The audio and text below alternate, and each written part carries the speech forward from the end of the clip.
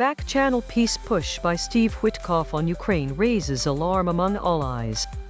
Allies of the United States and officials in Kiev hurry to make sense of a new Trump-era peace proposal for Ukraine on Wednesday, fearing the plan could force Washington to concede to Russian demands in a rush to stop the war.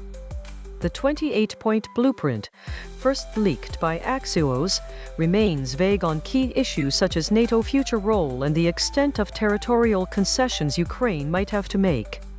Steve Witkoff, the administration's special envoy for the conflict, launched the effort last month after a meeting with Russian envoy Kirill Dmitriev in Miami, just as President Donald Trump's hoped-for summit with Vladimir Putin fell apart. While the draft calls for significant Ukrainian compromises, including curbs on its armed forces and the surrender of large tracts of land, the details are still being negotiated.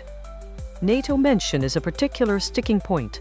The alliance has long been Kiev's security guarantee, but both the White House and Moscow have expressed resistance.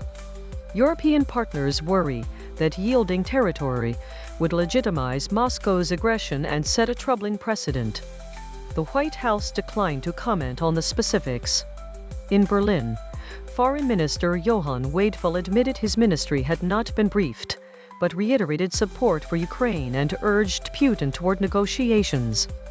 Meanwhile, Army Secretary Dan Driscoll and senior generals were dispatched to Kiev to brief President Volodymyr Zelensky on the plan after Trump instructed Driscoll to act as the U.S. emissary. The administration remains optimistic, with one senior official suggesting a framework could be finalized by month's end, perhaps even within days. Zelensky's chief of staff, Andriy Yermak, confirmed ongoing communication with the Trump team but offered no public comment. European officials, feeling blindsided, criticized Witkoff's back-channel approach, warning that the lack of broader consultation undermines Allied cohesion. Moscow's spokesperson dismissed the proposal as nothing new beyond what was discussed at the August Alaska summit.